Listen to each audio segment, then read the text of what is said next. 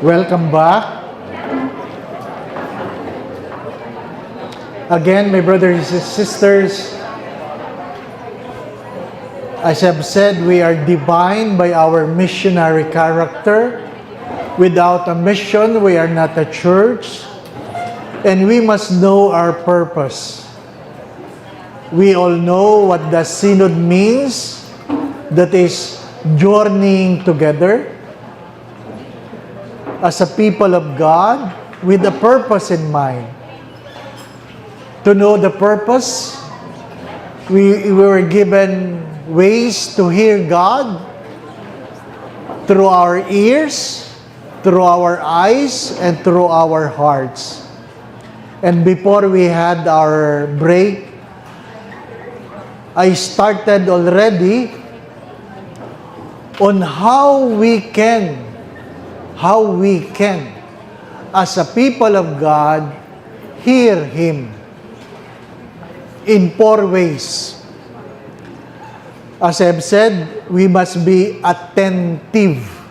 Attentive not only to the things we want to hear and see, but even to the things we don't want to hear and we don't want to see. Kasi may mga biases tayo, ano po? Ang mga pinapakinggan lang natin, yung mga gusto lang nating marinig. Ang gusto lang nating makita o tinitingnan lang natin ay yung mga gusto lang nating makita. But God is inviting us to listen and be attentive even to the things we don't want to hear. Second, it is important that we are intelligent. Intelligent. We use our intelligence when we listen. Ano po? Because intelligence will help us determine whether it is right or wrong. Gamitin ang isip. Ano po? Hindi pwedeng puro puso. Dapat may utak. Palagi ko yan sinasabi sa mga kabataan ngayon, pag kayo'y iibig, huwag kakalimutan ng utak. Ano po? Hindi pwedeng puro puso. Hindi pwedeng puro puso. Be intelligent. Be intelligent so that you will know the right path to take. What is the right path to take? But there's another way. Attentive, intelligent. Yung isa po, be reasonable. I think as a church, many times, we are unreasonable. We are too rigid in terms of the laws of the church. Ano po ba pinagkaiba ng intelligent sa reasonable? Ano po pinagkaiba ng intelligent sa reasonable? Ang halimbawa ng intelligent ay, in this season of Lent, you pray, you give alms, and you fast. Alam natin po yun, di po ba? No? Pag sinabing, ano bang definition ng fasting? Ang definition ng fasting ay, you eat only 1 full meal a day. You eat 1 full meal. Ang pagkakaintindi nila ng fasting ay, you fast 1 meal. Di po ba, no? Tama po ba? Ang pagkakaintindi ng marami, pag sinabing fasting, you skip 1 meal. Ang ibig sabihin po ng fasting, you eat only 1 full meal a day. So kung ikaw ay kumakain na 3 beses, 1 beses ka lang kakain. Yung definition ng fasting nila, 3 beses kang kakain, 1 beses kang hindi kakain. Mali. Intelligent. Parang nabigla kayo. Sa tanda nyo yan, ngayon nyo lang nalaman. No. That's how we define fasting. You eat only 1 full meal a day. At kung ano man ang masisave nyo doon, you give it to the poor. To the poor.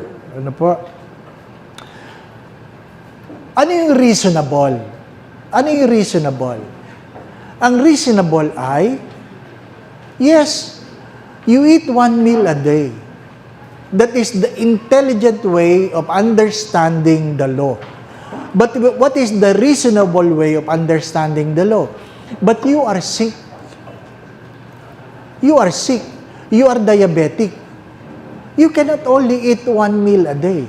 You will die. Diba? So be reasonable. Halimbawa, during the consecration, you kneel. Pero, may mga taong talagang sira na ang tuhod. Hindi na talaga sila nakaka-kneel. You cannot judge them. Be reasonable. Naintindihan po ninyo? May mga greeters ang lodo kay Lord. Kawawa naman. Hindi po ba, ano? Kung hindi ko kayo makalod, tayo kayo. Hindi na nga makatayo eh. Hindi po ba, ano? Sasabihin, pag nagpunta kayo sa Europe, most of the churches don't have kneelers anymore. Why? Because most of the people who go to church in Europe are old people. If they kneel, they will not be able to stand.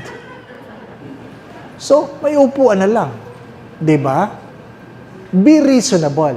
Don't just be intelligent. Nagkakaintindihan po ba tayo? Yung po bang attentive kanina, nagkakaintindihan ninyo? Be attentive to the signs of the time. Diba? When you discern, when God asks you to do something, it happens through time. Kaya nga pinapaliwanag ko through experience. Ano sabi ni Bishop Bacani? Ang biyaya ay isang regalo na kung saan pag may hiningi sa iyo ang Diyos, di ka makakatanggi. Napakagandang definition yun. Iniligtas ako ng Diyos sa pagkakasaksak. I was spared. I survived. In 1981, half of my body was paralyzed because one of the stab wounds, lumampas sa braso ko. Manipis lang yung braso ko. Tumagos hanggang tagiliran.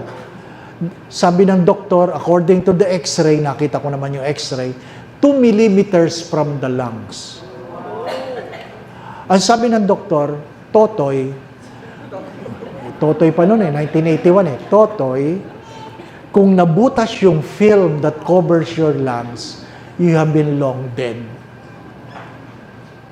Can you imagine? 2 millimeters from the lungs. And you have to be attentive because there must be a reason. Hindi ka agad-agad sinasabi ng Diyos, why God spared me from dying, from death. It happens after 10 years. Kaya ano sabi ko kanina? I survived a stroke. Not only half body paralyzed, completely paralyzed. Nag-block yung veins dito sa liig. Mayroong maliit na medusa. Medulas. Ano ang tawag? Medusa, parang siya, May ahas yata yun dito. Medulas, Medula. Ay completely paralyzed. I was not even allowed to eat because they suspected that all the muscles in my neck are paralyzed. So if I try to swallow, it could choke me to death.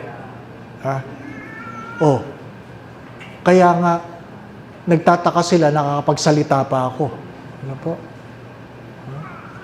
Nung nandun ako sa ICU, nandun ako sa emergency room, nadidinig ko silang lahat. Even though I cannot open my eyes. Sabi ni isang doktor, nakakarinig pa? Ang tanong. Sabi ko, opo. Nagsasalita pa. Sabi ni isang doktor, tinawagan niya yung kaibigan kong doktor, sabi niya, Father Dave might not make it. Might not. Kasi wala na. But I survived. I survived, I believe, because there is a purpose. There is a purpose. Huwag niyong antayin may stroke kayo. Ha? Okay? Be attentive. Be intelligent. Be reasonable. And lastly, be responsible. Nadinig mo nga, naintindihan mo nga, naipaliwanag mo nga, kaya lang ayaw mo namang gawin. Ay wala rin. Tayo mga Pilipino, mahilig tayo doon sa, don't worry, it is the thought that counts. Nadinig niyo na ba yan? Naku, talagang, sorry, talagang pinilit kong makarating, kaya lang na-late ako. Sorry. Oh, don't worry, it's the thought that counts. Di po ba, na? Oh, sasabihin ko sa inyo, hindi kayong makakarating sa langit for the thought. Seriously. You cannot find in the scripture that says, you will go to heaven because you entertain the thought of wanting to do good. Di ba? Wala. In the book of Matthew, in the judgment day, sino yung pupunta lang sa langit? Who feed the hungry, who has given drink to the thirsty, who clothe the naked, who welcome strangers, who visit the sick, who visit those who are in prison. Of course, dinagdagan ng simbahan, who bury the dead. Wala doon sinasabing, who has the thought of. So, stop thinking that you will go to heaven with the thought. Alam nyo, gustong-gusto kong umattend dyan, kaya lang. Well, wala ka. Nakuha po ninyo? Wala ka. We have to be responsible. I hope maliwanag lahat ito, ha? Maliwanag. Birth, purpose, mission, and do not commit the mistakes of doing what is right, and yet it is not what God wants you to do. So you must learn to listen with your ears, with your eyes, with your heart. And when you listen, you must be attentive, intelligent, reasonable, and responsible. So pag walang action, wala. Dapat pagkatapos ng retreat na ito, may action. Yun ang malungkot. Di ba ba, no? Yun ang malungkot. Ha? May action. Ha? The essence of synodal journey lies in the fundamental truth that we must never lose sight of what? To put into practice the will of God. The will of God. If you pray the Lord's Prayer, sabi po ni Saint Ignatius of Loyola, you can never be wrong in praying the Lord's Prayer. Why? Because it was God who taught it. And what is in the Lord's Prayer? Ano sinabi doon? Thy will be done. Hello? Walang sinabi doon that I may get what I prayed for.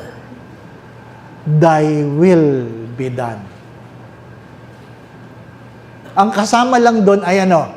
Give us this day our daily bread. Can you imagine? The bread that God will provide is what you will eat today. Not tomorrow. Not tomorrow.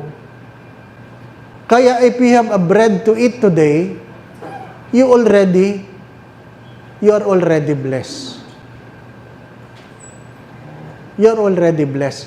What is the logic of the food manna? What is the logic of the food manna? The manna from heaven is something you have to eat today. Because the next day, it will become rotten. Kaya give us this day our daily bread. Give us this day our daily bread. Tayo pakyawan, di po ba, no? Hoarding, pagkamisan, hoarding. Di ba? But if you look at the Lord's Prayer, ang mahalaga doon, that you will be able to do the will of God, and God will provide for you your bread for the day. Because that is the purpose, to do the will of God. To do the will of God.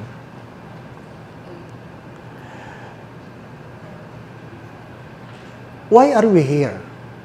Hopefully, we want to know the will of God. Hopefully, we understand that I am not alone in this journey. But, you have to ask the question, where are we going?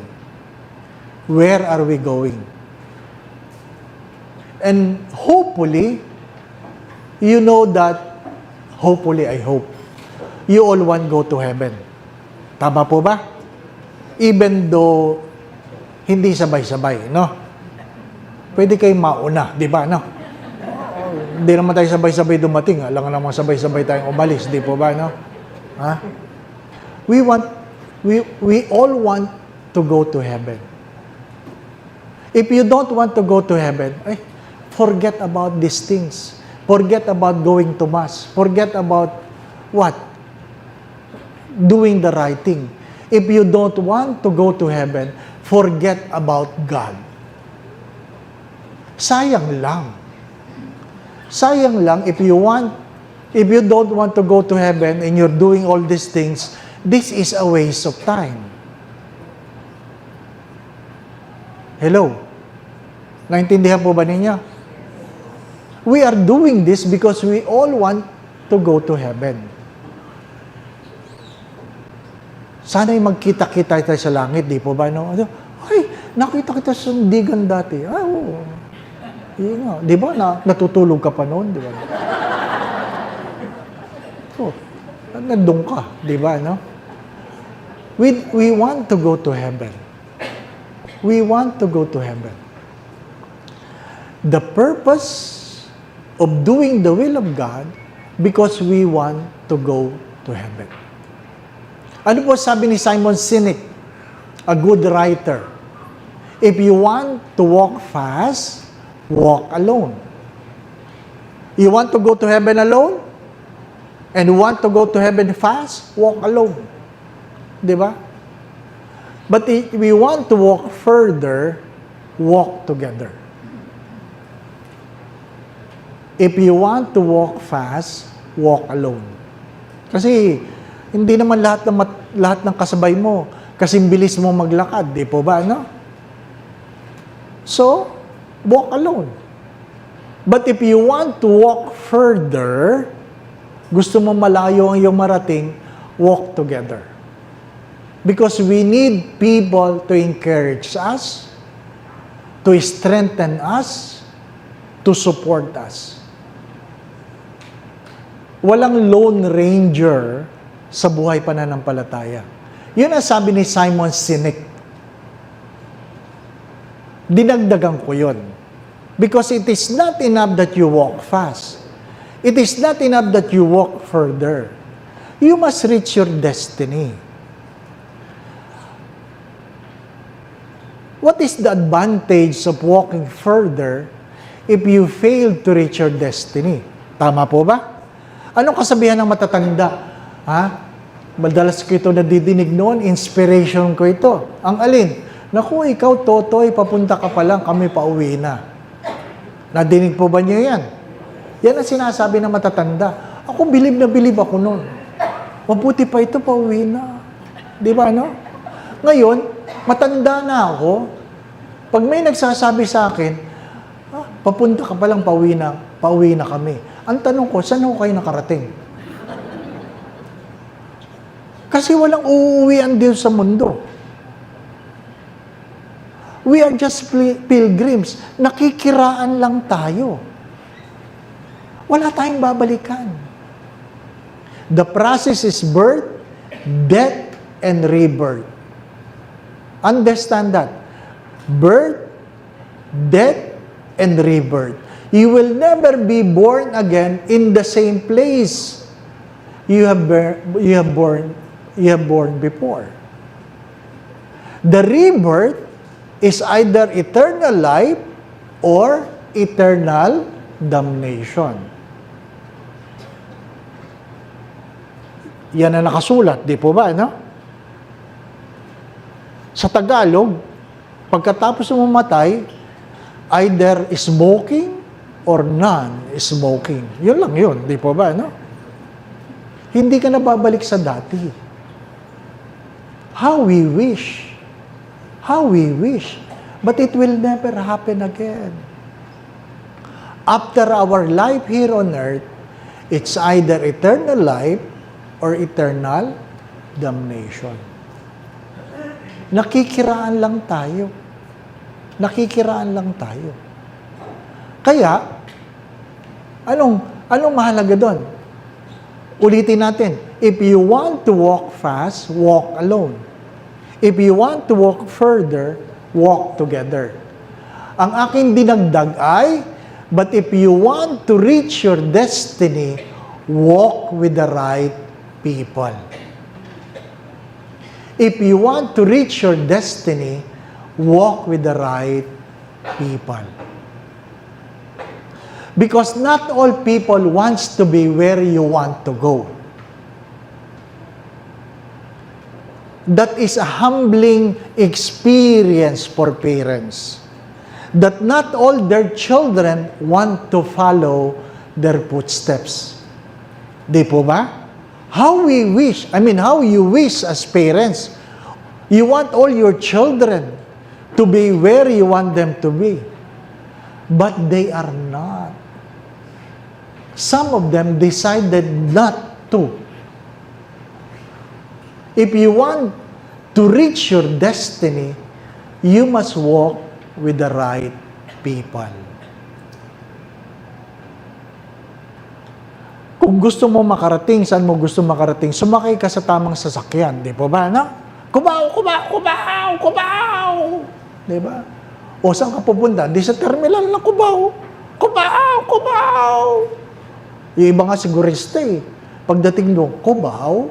Tatanong po. Nalaki na ng leg na sumisigaw, nakabaw ito. Kubaw yan? Kubaw. Di ba? Sigurado ka. Ano po? My dear friends, my brothers and sisters, you ask again the question. Another question you have to contemplate tonight. Am I walking with the right people? Am I walking with the right people? You know the day you are born, you have to discover your purpose. Because we don't want to commit the mistakes of doing what is right, and it is not what God wants us to do.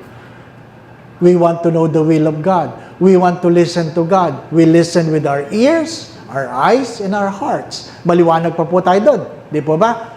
And when we listen, we must have to be attentive, intelligent, reasonable, and responsible.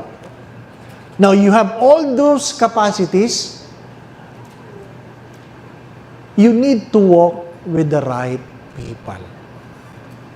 You need to walk with the right people. Hindi sapat na kasama mo lahat, di ba?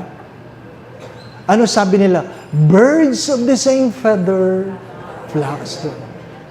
So alam na alam niyo yan. Birds of the same feather flock together. But the opposite is true. Birds of the same flock, feathers together.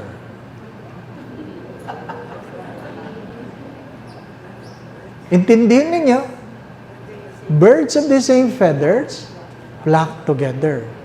Ang magkakakulay, magkakasama. Tama po ba? Pero totoo din yun. Yung madalas na magkakasama, nagkukulayan.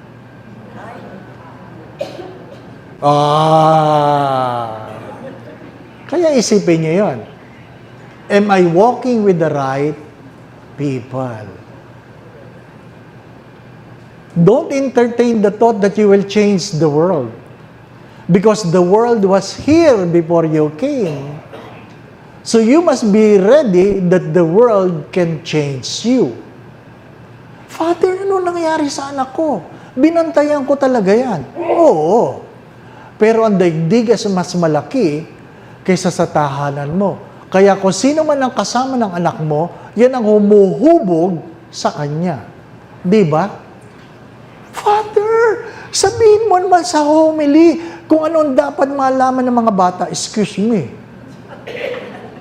Mapahaba ka nga lang ng 15 minutes na homily. Haba naman. Di ba? Yun ang palaging turo eh. Homilies must be short and sweet. Di po ba, no? It must be a miniskirt. Short enough to be exciting. Long enough to cover the essentials. Di po ba, no?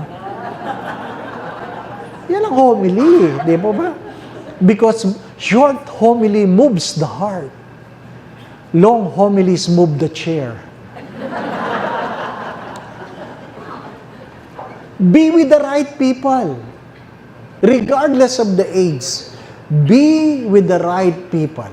A Carmelite can never be a Carmelite by walking with the Paulinians. If you want to be a Carmelite, walk with the Carmelite. If you want to be a Paulinians, walk with the Paulinians. If you want to be a Dominican, walk with the Dominicans. Di ba? Kaya nga, sa parokya, sinasabihan ko yung mga nagsiserve, ano ba, mamili kayo. Hindi lahat na lang na organisasyon, sinamahan ninyo. Di ba? Mother Butler, AP, Lourdes, lahat na lang sinabihan. CWL, ano ba naman yan? Lahat ng uniforme, meron siya. Kaya pag gumawa ng souvenir program, lahat ng, bakit nandito ka lahat? Ay, member ako, Father eh. Lahat ng organisasyon na doon siya. Para mabasag, sabi ko doon sa parokya, sa prosesyon, isusutin niyo ang inyong uniforme.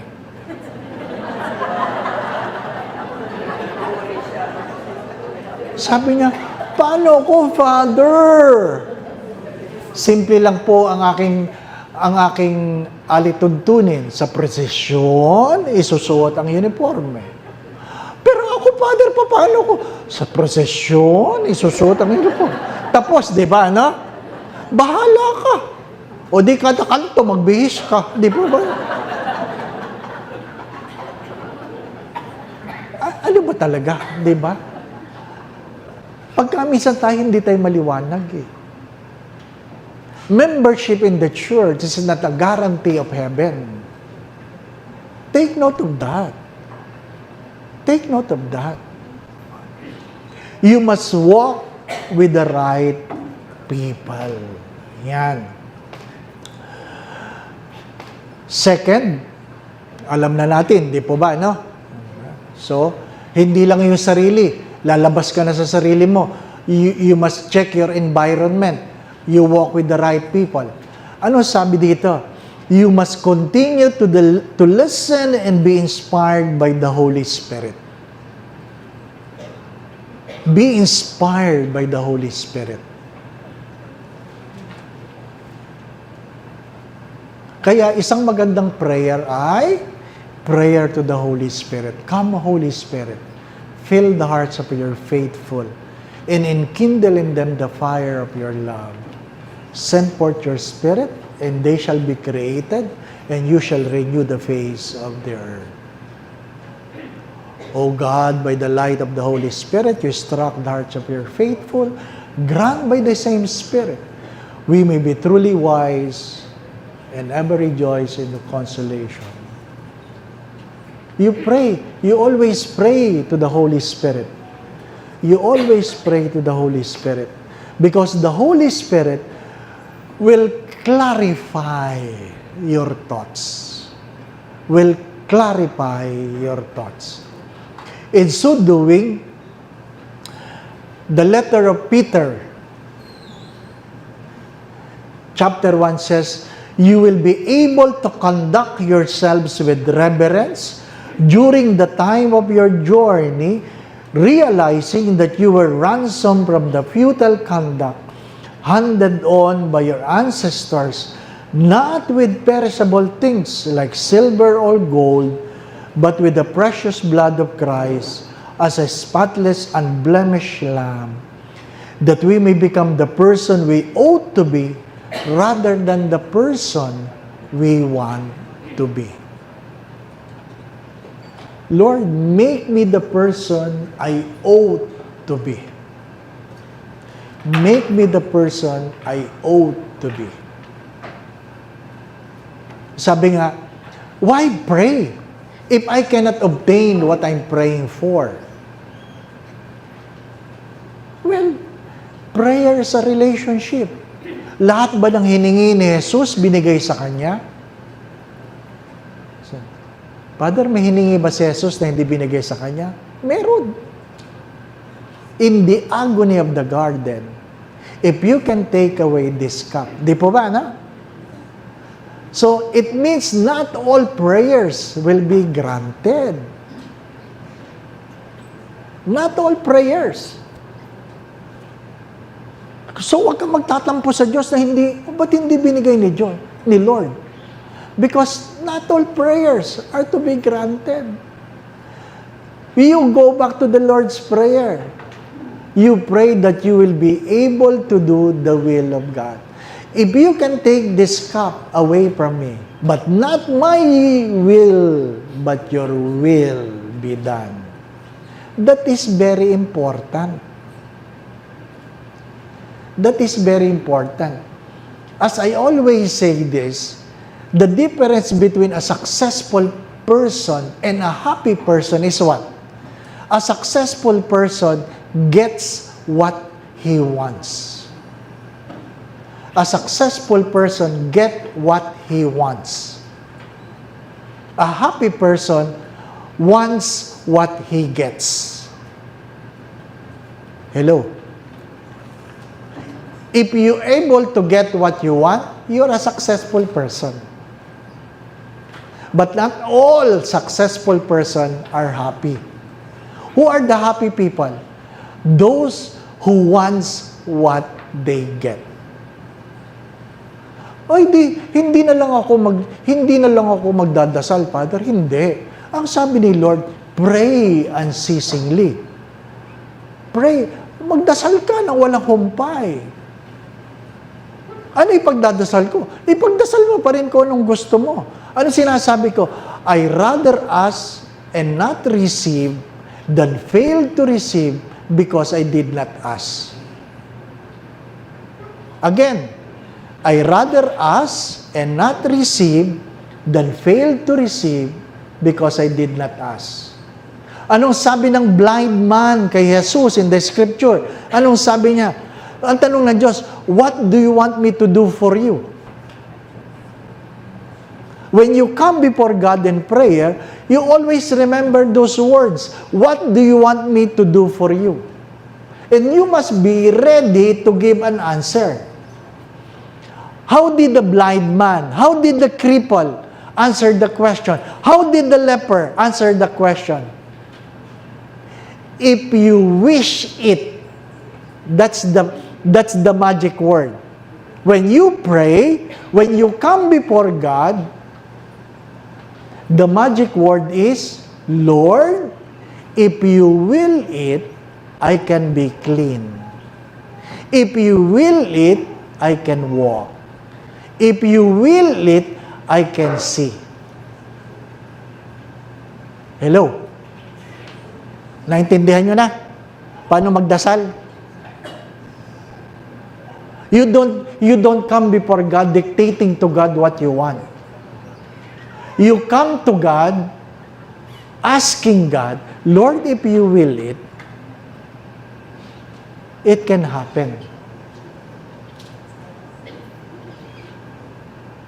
Don't come before God by saying, alam naman ni Lord yun, alam naman ni Lord. Of course, alam lahat ng Diyos. Alam ng Diyos kung kung anong kailangan ng bulag. But still, God asked the blind man, what do you want me to do for you? So when you come before God in prayer, you always remember the thought of answering the question, what do you want me to do for you? Huwag kayong pupunta sa harapan ng Diyos, sabihin ni Lord, sasabihin niyo, Lord, bahala ka na. Mali yun. Yung bahala ka na. Mamaya paglabas mo sa simbahan, nadapa ka ba? Lord, ba't mo akong pinayagang madapa? Sabi mo, bahala ako. Ayari ka. Di ba? Do God wish you harm? Ay, magandang tanong yan. Do God wish you harm? And the answer is, sometimes God breaks your heart to save your soul. Listen, sometimes God will break our hearts to save our soul. Again, nagkakaintindihan po ba tayo? Kung may tanong, magtanong. You don't come before God thinking God knows everything. Bahala na si Lord. Alam lahat ni Lord. Pero remember the question, what do you want me to do for you? And you present your petition by saying, Lord, if you will it, gagaling ako. If you will it, maayos ang buhay ko. Di ba? Huwag kayong magagalit.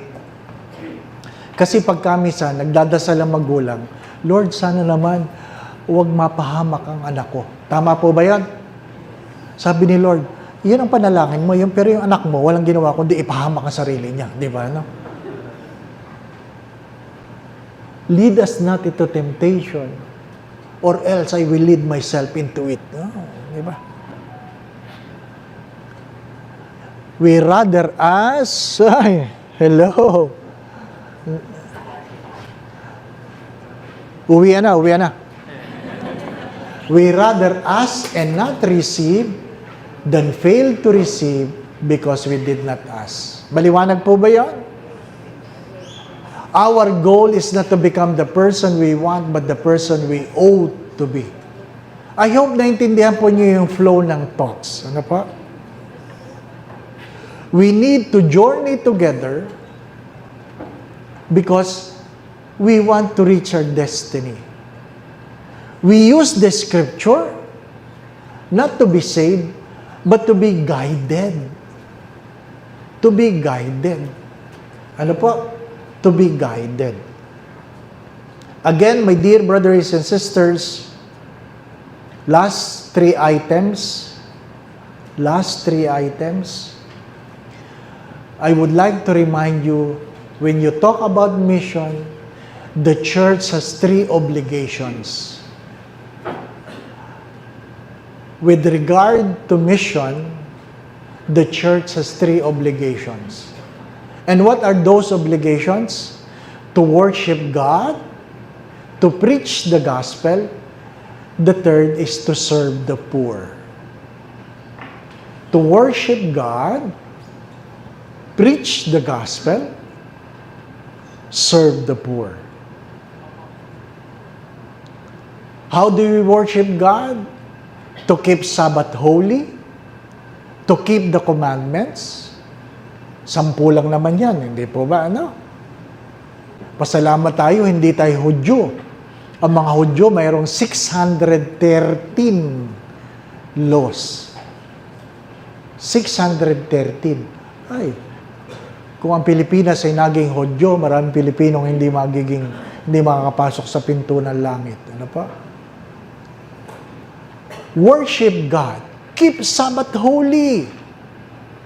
Keep Sabbath holy.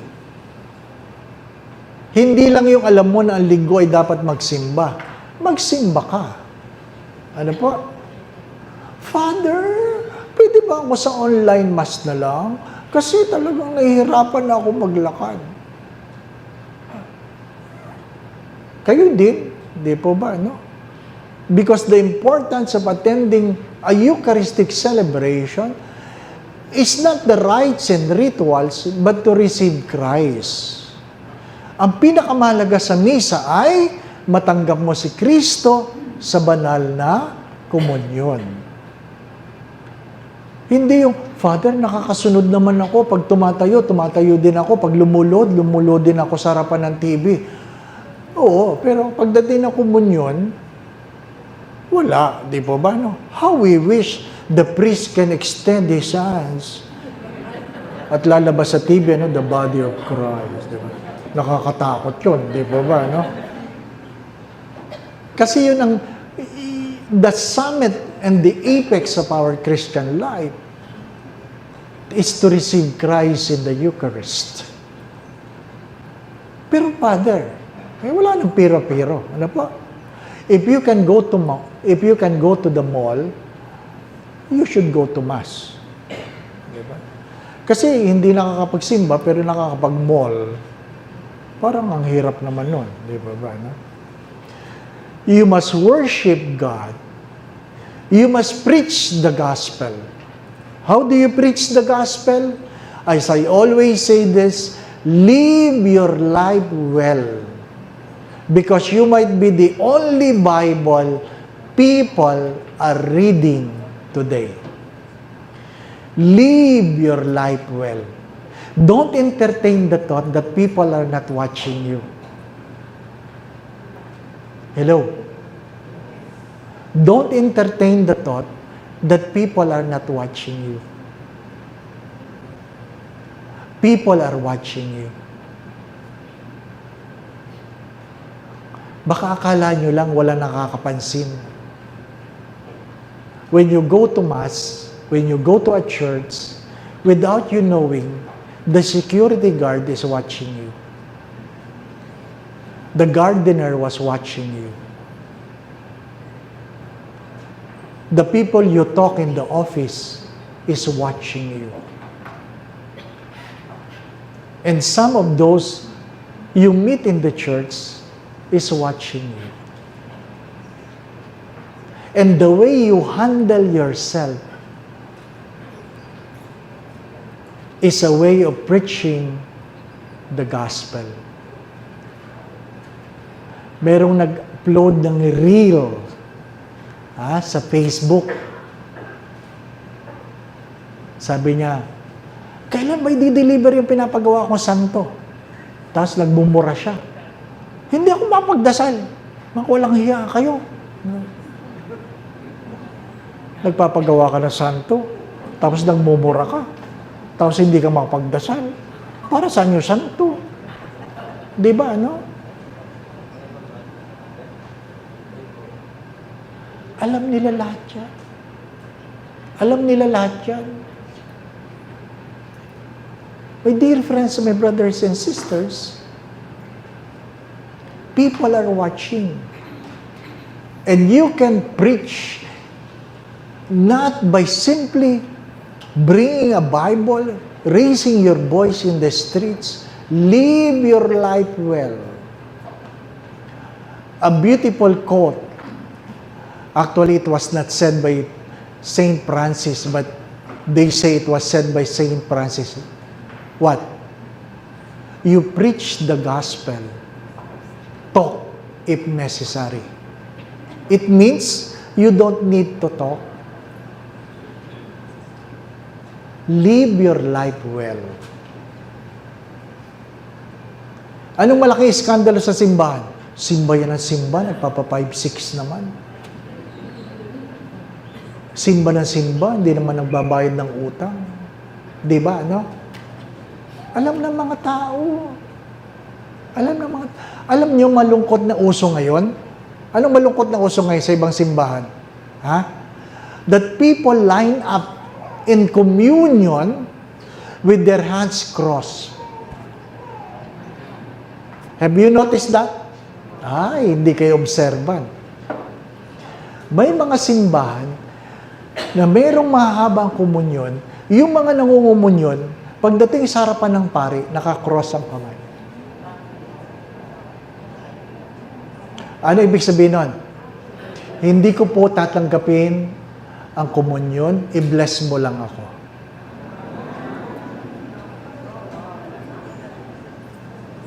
Marami yan. Dumadami yan.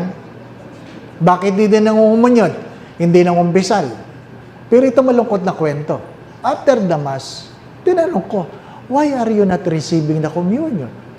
You can always go to confession right after the Mass. Sabi niya, my wife is watching me. If I will not go to communion, pagdating sa bahay, tatanungin niya ako, ba't di ako nangumunyon? Mag-aaway na naman kami, Father. So, rather than quarreling at home, I line up.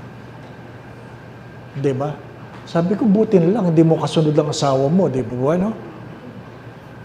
Can you imagine? Kasi pag hindi ka nagsimba, mag-aaway kayo. Ngayon nagsimba kayo, pag hindi ka nangumunyon, mag-aaway na naman kayo. Di ba, no? Ay, ang hirap, no? Nahirapan si Father. Kaya, iniisip ko, pag may pumilang ganun, kaganon. Ganun na din ako. Ano nangyari? What have we become? What have we become? Diba? We don't notice this because many of us don't care.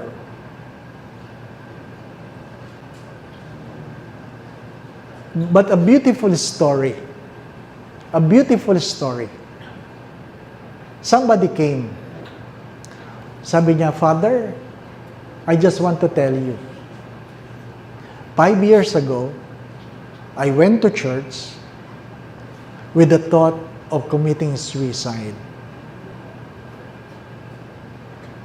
I went to church with the thought of committing suicide, asking God for forgiveness of what I am going to do after the Mass. 5 years ago. So, hindi natuloy. Hindi po ba, no? Sabi ko, what happened? Sabi niya, I was so depressed, and when I entered the church, somebody welcomed me with a smile. Somebody welcomed me with a smile. And I know, looking at the person, she is not well off. I know, looking at her, she has her own problem, but she was able to smile. I was convicted because I know I can afford. I was humbled because if I have more than what she has, why is she capable of smiling and me thinking of committing suicide? I smile, Father, changed my heart. That was 5 years ago. Di ba, no? Kaya sinare ko yan sa mga greeters ko sa parokya. Ilang kaya mga sinimangutan yung nagpakamatay na? Because without thinking, di ba, no? Pagod ka, naiinis ka, baka may nasimungatan ka. Hindi naman sana nag-isip magpakamatay, nagpakamatay na lang, di ba ba? My dear friends, kidding aside, the person sitting beside you in the church could have something in his or her heart that you, without you knowing, can change her destiny. Only with understanding that I am in a journey. I am in a journey. Lahat tayo may problema.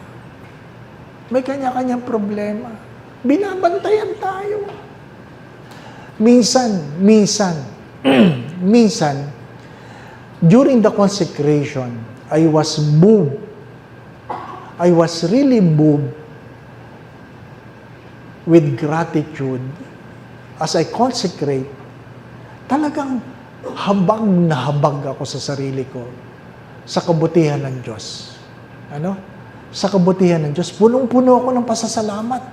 So when I raise the body of Christ, kita ng mga tao, lumuluha ako. Lumuluha ako. Ano po? Masayang-masaya ako noon. Kaya lang lumuluha kasi may saya ka na naiyak ka eh. Di po ba, no?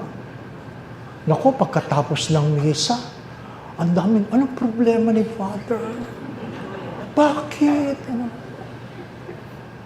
Sana may second collection. Kung nag-second collection, tingin ko malaki. Malaki. Di ba, no? Napansin mo lang kasi na umiyak na eh. Di ba ba? No? Pero hindi lahat ng umiiyak malungkot. Di ba? Sabi ko, ganun po ba? Masaya-masaya ako. Kaya ako naiyak. Punong-puno ako ng pasasalamat sa Diyos.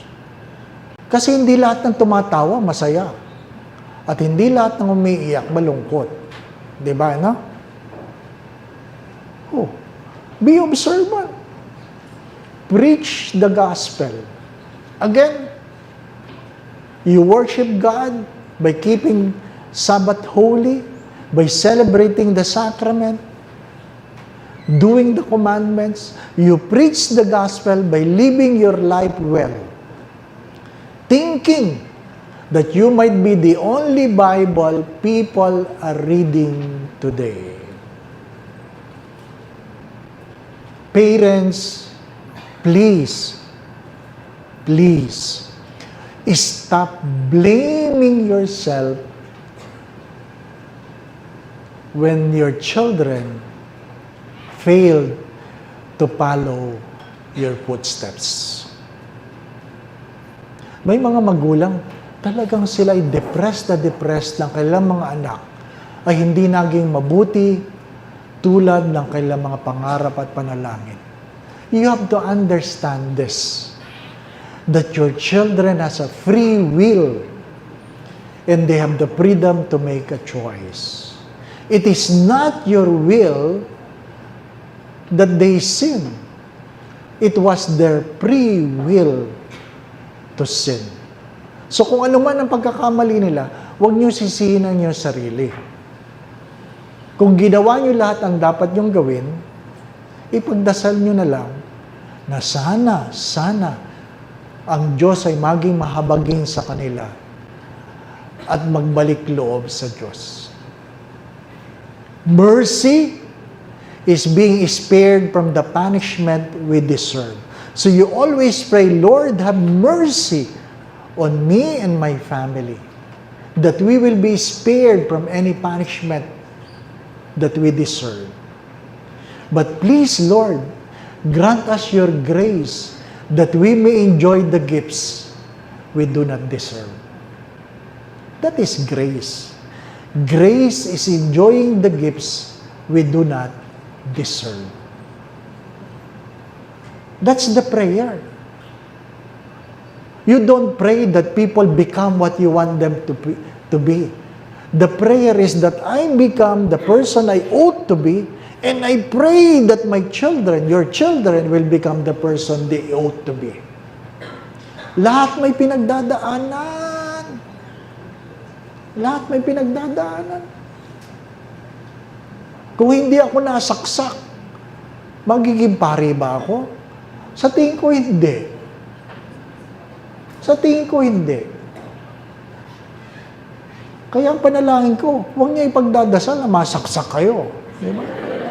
Bago kayo tumino, di ba, no? Nasigawan ako ng Diyos eh. Nasigawan ako ng Diyos. Joys are the whispers of God. Pains are the shouts of God. Joys are the whispers of God. Pains are the shouts of God. Kaya pag ikaw ay nakakaranas ng hirap, sakit, sama ng loob, problema, sumisigaw ang Diyos sa iyo. Ay baka sumisigaw ang Diyos sa akin sa maraming pamamaraan, ayaw ko talaga makinig, di sinaksak ako. Ano po? At dahil ikaw ay nakahiga ng ganun, paralyzed ka kalahati, wala kang magawa kundi manatili dyan. O di, makinig, di po ba, no? Kanya-kanyang kwento yan. Kanya-kanyang kwento. I think that's the only reason why did God allow this to happen. Philosophy, as I've said, is understanding what happened. Spirituality is finding God in your experience. Ano gusto mo sabihin, Lord? Ano gusto mo sabihin? Philosophy is understanding, may cancer ako. Paano ito gagaling? Ano pwede kong gawin?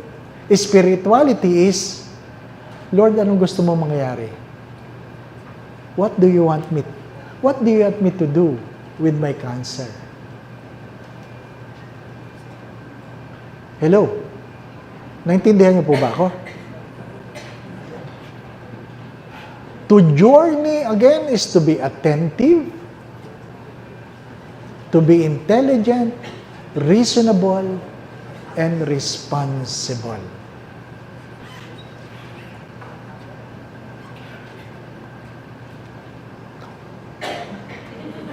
May nagbibilang to.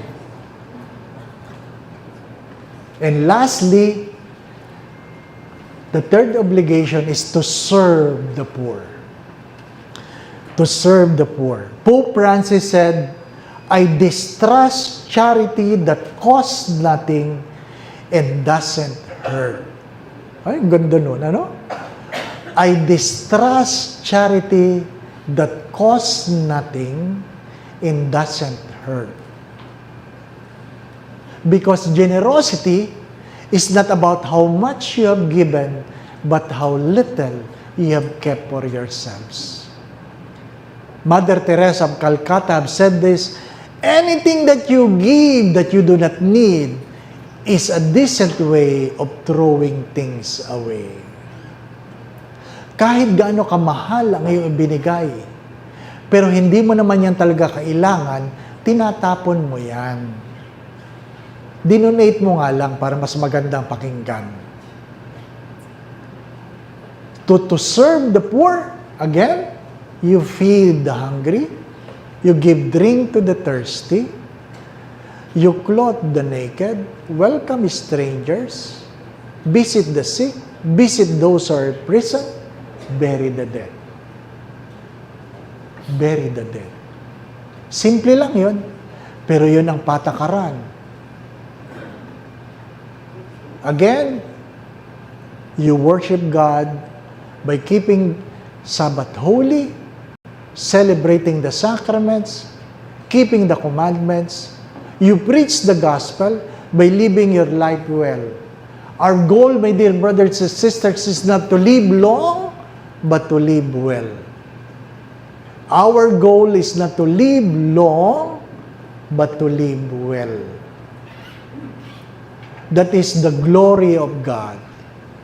For man to be fully alive. Live well. The glory of God is for man to be fully alive. And to serve the poor,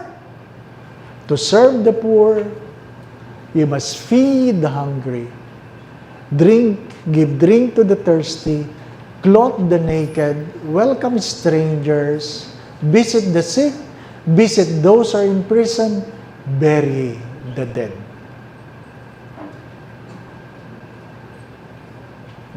Baka hindi pa kayo nakakapunta sa mga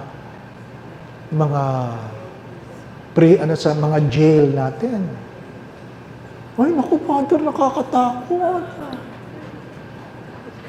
Magandang harapin mo ang iyong takot.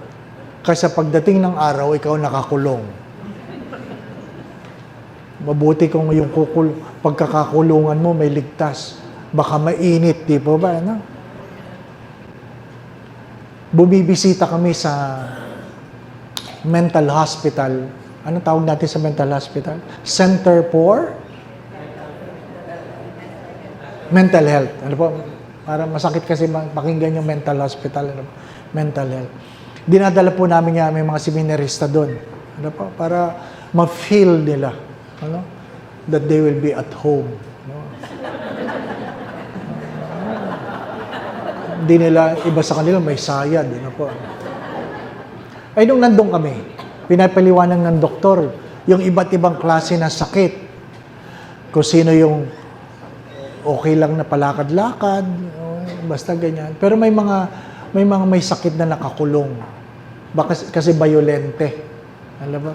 So hindi sila talaga pwedeng violente sila. They're inside the cell and they cannot be even with other patient. They have to be alone because they are very violent. So pinapaliwanag ng doktor, ito po mga kasong ito, ganyan. Habang naglalakad kami, sabi ng isang pasyente, shh, shh. Ay syempre, Pilipino tayo, di po ba? No? Pag may sumisit-sit, lilingon tayo. Kasama ko yung doktor. Sabi ng doktor, bakit? Sabi ba naman ng pasyente, anong problema nyo? Di. Isipin mo, yung may sayad na tanong kung ano may problema.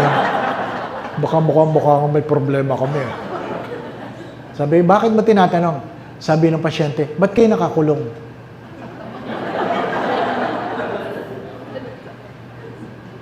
Ay di sabi ng doktor, ba't mo sinabing nakakulong kami? Sabi niya, kasi nasa loob kayo ng rehas.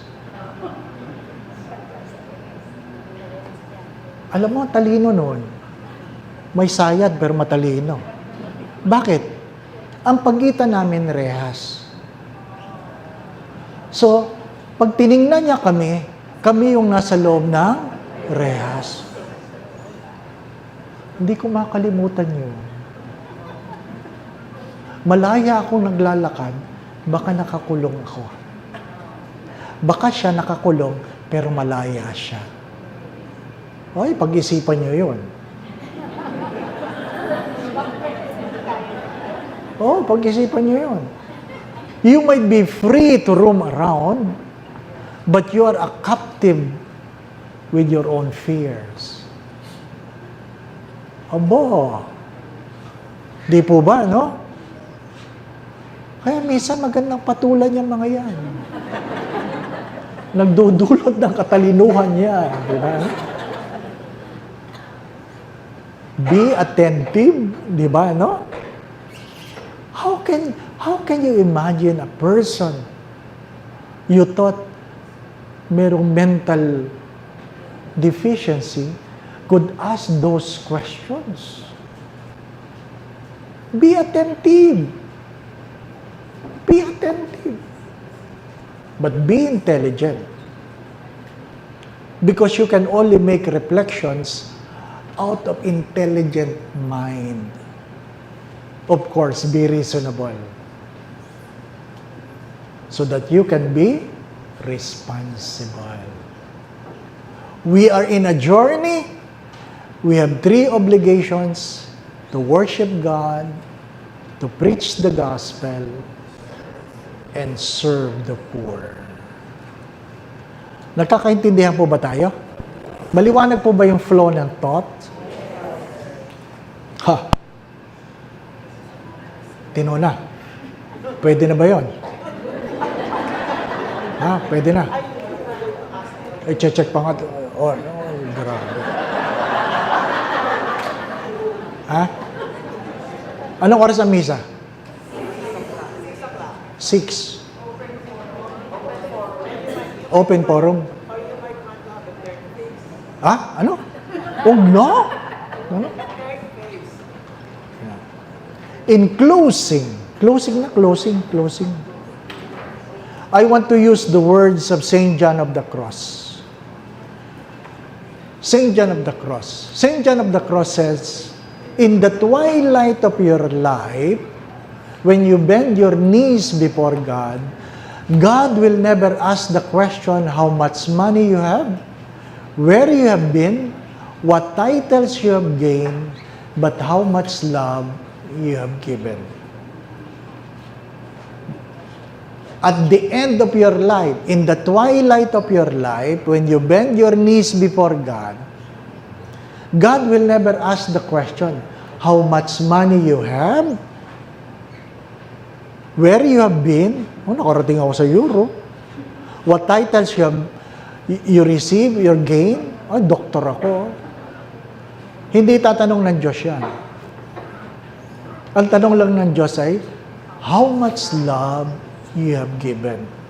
That's why Mother Teresa of Calcutta have been saying this, we are not called, or we are not called to do great things, but to do ordinary things with great love. Sa Tagalog, mas maganda yun. Sa takip silim ng ating buhay, sa bawat pagluhod sa harapan ng Diyos, hindi itatanong ng Diyos magkanong pera meron ka, saan ka nakarating, ano ang iyong naabot, kundi gaano kalaking pag-ibig ang iyong pinagkaloob.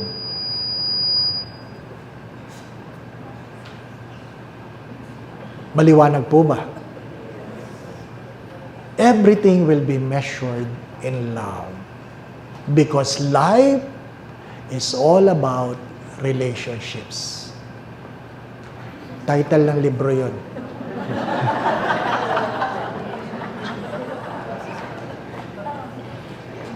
Maliwanag po? Meron pong tanong? Huwag niyong pipilitin. Kung wala naman kayo tatanong, huwag niyong pilitin. Meron po bang tanong? Ate Samsi. Father, thank you so much. Palagpagan naman natin Ayun. si Father.